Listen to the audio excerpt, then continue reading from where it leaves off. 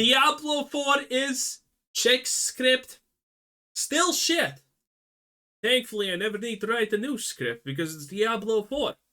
Starting with Diablo 4 news, Blizzard's latest patch cycle has been a mixed bag of promising changes, quirky mishaps, and a few head scratchers.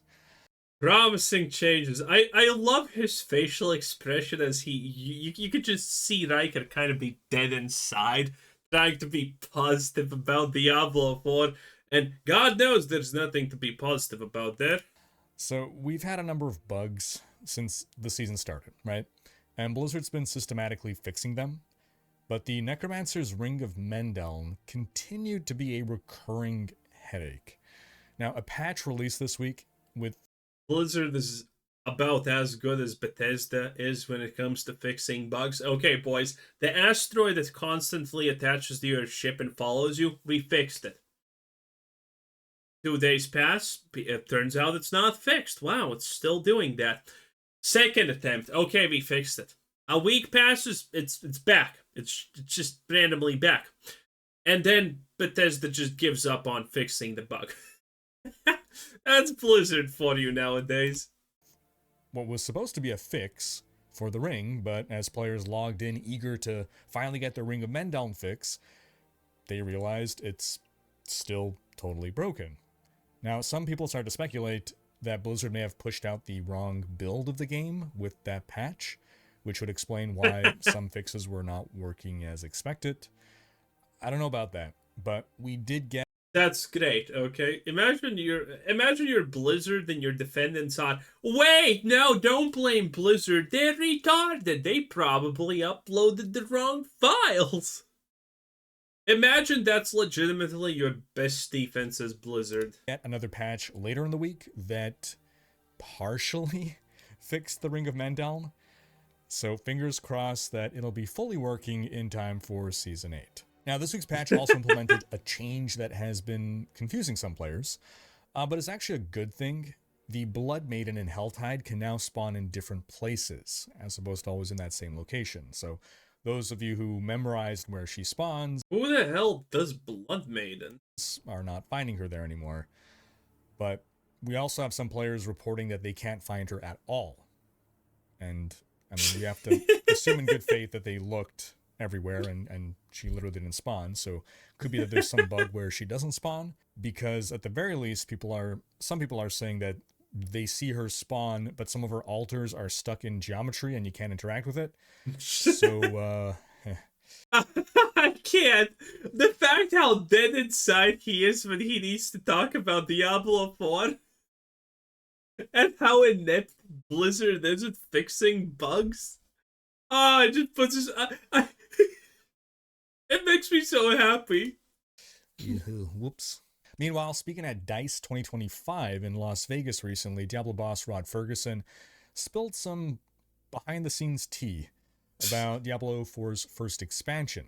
It apparently got delayed by about 6 months because the team had to shuffle staff around to tackle bugs and ensure the live content kept running smoothly. We all know the many reworks that D4 went through in its first year.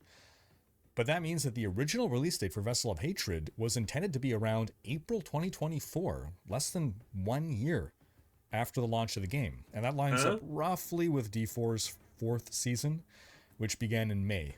Ferguson apparently also acknowledged at DICE that they originally wanted to do annual expansions, which he had publicly said at some point previously, and we kept that in mind, the community. We kept expecting annual expansions, and then at some point later, he kind of took back the statement and said he never said that. But yep, that Rod Ferguson, what a Chad, literally lies to people's faces. That is pretty on point what I expect from a Blizzard employee. Now he has said that was the case at DICE, at least. So original plan was yearly expansions. Clearly now we're not getting yearly expansions. The second expansion is coming, as was confirmed at DICE, in 2026. So again, it's going to be more than a year between Vessel of Hatred and Expansion 2. Now, Ferguson also... Do you think... Okay, the reason why I think they're going to take so long is because Blizzard's probably going to contemplate, do we just shut this shit down? Do we just abandon this because it's just not worth the money? I think that's why they are putting such long uh development deadlines. I think that's why they're doing it. They are currently thinking, hey, can we sell enough $100 horses to make up for this shit, because the player count is just not there, okay? When you look at SteamDB, actually let's look at SteamDB. Diablo for Steam DB. Let's see what we can see there. Let's look at the graph, because the last time I looked at the graph, I thought of making a video about it because it looks sus. It looks really sus. Let's see this.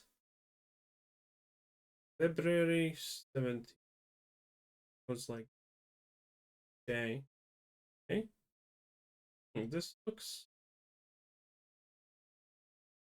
Yeah, okay. See, this is the thing that looks very sus. This is, I wanted to talk about this maybe in a separate video, but I guess we're gonna talk about here. Let me share the screen so you can see, okay? So this is the SteamDB page. You know what this is? You know what this resembles very heavily when you look at the graph? Botting. This looks like extreme botting. So you see the free weeks, and the free weeks historically are where you suddenly get a small spike, okay? Which is kind of strange, honestly, considering it's not always as big. But, I mean, the free week here at the bare minimum, you see how this goes? Now, this could be actually a SteamDB thing, maybe, but if it's not, this is definitely botting. And also, this kind of proves botting. Okay, let me explain now. In a normal game, you are gonna see this.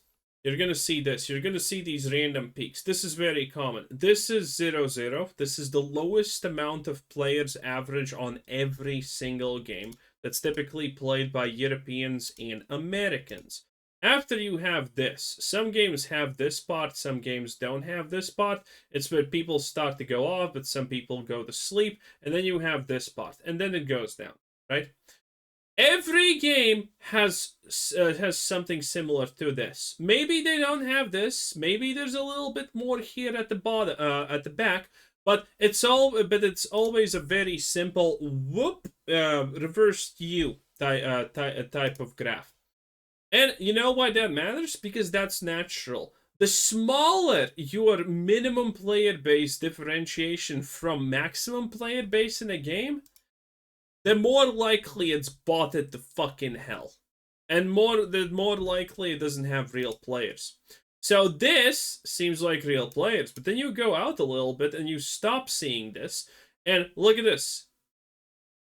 It just vanishes. It just fucking vanishes. Now, I don't know if this is just showing the average. It could be showing the average, but it's very sus, for example, that it goes like this there.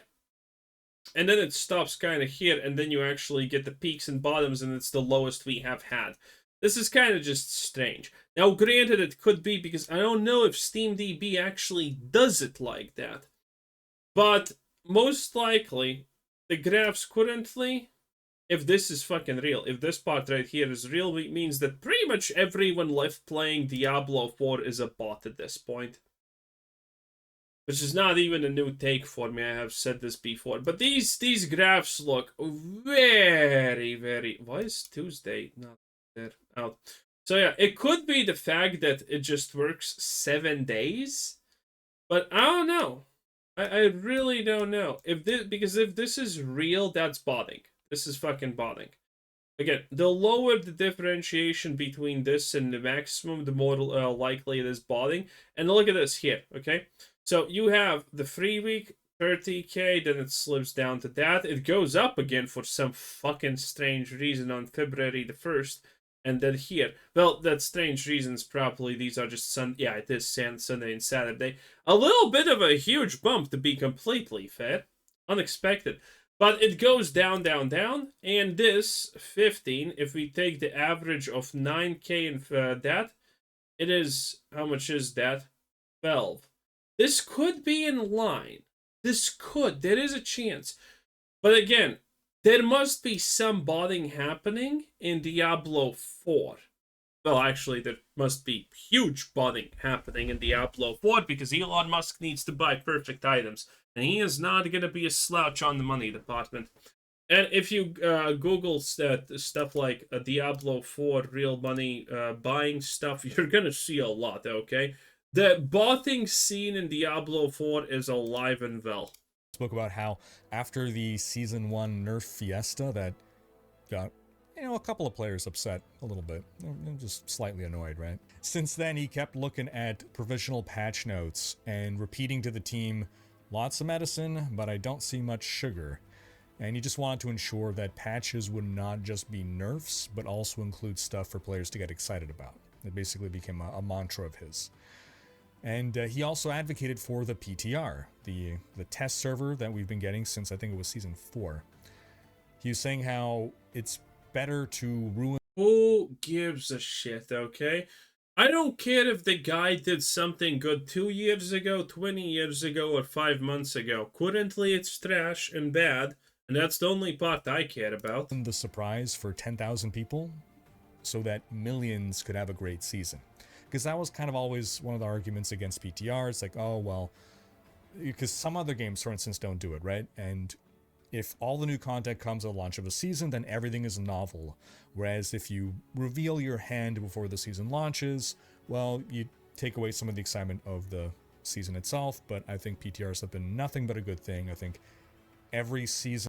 I think the easier the game is, the more useful PTRs are. Because when a game has no challenge in actually figuring shit out, aka Diablo 4, PTRs don't really take anything away because everyone just wants to do the most efficient thing instantaneously because the game is just too simple and made in that way.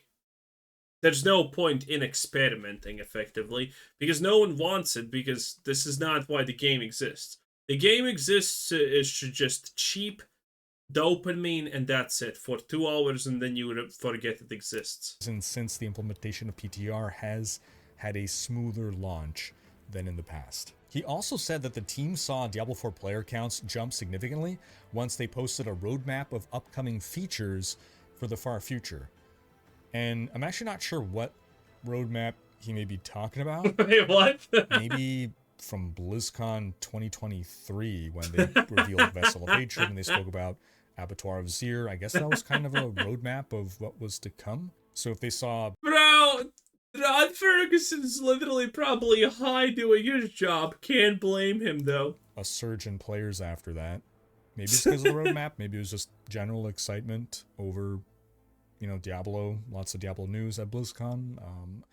You could be referring to some other roadmap that I'm blanking on at this point. Meanwhile, the Mother's Blessing event is currently ongoing. It's going to last until February 25th. So if you want to level a new character this season, this is the time to do it because of all the XP gains you can get. And as we're gearing up for an eventual return of the March of the Goblins event, we may have more exciting stuff coming that. By the way, I absolutely hate those stupid XP event things because it's not like you can fucking tell if you're getting more experience. You can't tell at all. Way. I was never really enthused by March of the Goblins, but we seem to be getting more stuff in it now, at least according to... By the way, this follows exactly the game plan laid out from Diablo 3. The only thing that we're missing here currently is like an infernal ring, right? That's kind of the things that we are missing here. Must-have item for every class because it just gives you too much power. To a Wowhead data mined, which has found a number of new goblin-related reward caches.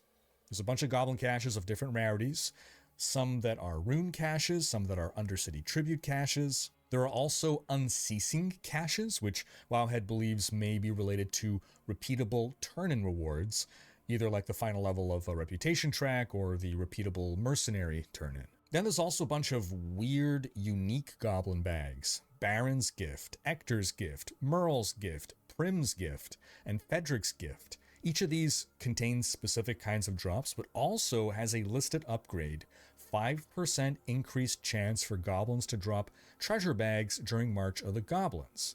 Now, is this a permanent buff you get for opening each of these items? No one is gonna care. That is the reality. Are these bags that we're going to be earning on the reputation track, and therefore you're only ever going to get one of them? Are these specific named goblins that we have to find in the world? Lots of questions here, and we'll probably find out soon enough. I like how he's lots of questions there that no one is gonna even try to answer. I love it. And the Diablo section of this video with a couple of quality of life suggestions. So first off, with how many whispers that we're doing this season and how quick it is to fill up on whispers. While yes, it is nice to have the bird as an option for turn-ins instead of having to port back to the Tree of Whispers, and it's doubly nice. I knew that they're gonna ruin the Tree of Whispers at some point, but I honestly didn't know it's gonna be this fucking hard, right? The Tree of Whispers was an actual good Diablo 4 mechanic that was kind of fun. In the same way that obolts were kind of actually fun at the start of Diablo, It was a thing that you probably finished, here and there. And, you typically never went out of your way to actually do it. Like, get max obolts, go gamble them. It's a pretty nice thing, You do it, like, once every couple of hours. Same with the Tree of Whispers. Typically, it took a long time. It wasn't something that you just spammed. So it felt like, oh, nice. Tree of Whispers, very cool. Oh, obolts, very cool. And then they made it that it doesn't matter because you just get it constantly as a reward, which sucks. Again, when everything is just like, dude, these mechanics might as well just automatically fulfill themselves if you're just in the game AFK. That's how redundant and no one cares they have become. And appreciated to have even more birds that were added mid-season. It's still not quite enough. Whispers just fill up really fast, and having to turn in is just an interruption in game flow. And it's especially problematic if you're in a party because you tend to not be in sync with each other on your whisper turn-ins. And just like, I don't know about you folks, but how many times has it happened to you that you complete a whisper, completing that whisper fills up the whispers, and you want to go turn in, but oh wait, now a headless husk is spawning, or maybe a head full husk, whatever, and you don't want to miss that part in case a head drops, or just the loot in general. But wait a minute, then if you kill the husk while your whispers are full, then you won't get credit for the whisper with the objective of killing the husk, right? Because every whisper zone has one of the whispers is the objective is to kill one of these husks. So it's just a lose-lose situation. Now the birds are a band-aid solution to the underlying problem. If we can just stack multiple whispers worth of turn-ins and then do like 3 turn-ins at once. I knew he's gonna say that. Okay, by the way, 3 whispers stacked doesn't mean shit. That's not a lot. Okay, you need more probably. Let's be completely real here. But this just makes the system even worse. You're gonna probably forget it even exists because who honestly gives a shit? Oof. Or otherwise turn whispers into a currency like with mercenaries. Every completed whisper gives you currency, and then you need 10 of the currency to cash in a reward. You can do it whenever you want. There's no time pressure. When the game launched, it took long enough to complete a round of whispers that this wasn't really an issue, but the pace of the game has increased tremendously since then, both in terms of how quickly we complete whispers and also how much whispers are worth. It's just like you do fewer whispers to get a full turn in now. And my second suggestion, my plea for the 23rd week running now, conduit shrines. That is all. Very cool. All right, on to some Yeah, it is all. Okay. Diablo 4, such a fucking shit show. I absolutely love it. I absolutely love it that there exists this stupid game that I can play once every 30 days or whenever the new season comes out. Play it roughly for 2 hours, probably not even reach maximum level, and just literally forget that I even played it because that's it. That's it. The game's that bad. It is truly amazing, okay? But I think the apathy has set in a long time ago. Again, I tried this new season and it's the worst that it has ever been. Go watch the previous video if you want details on it. Why? Because it's actually pretty insane. But I missed the new season by like a week or something.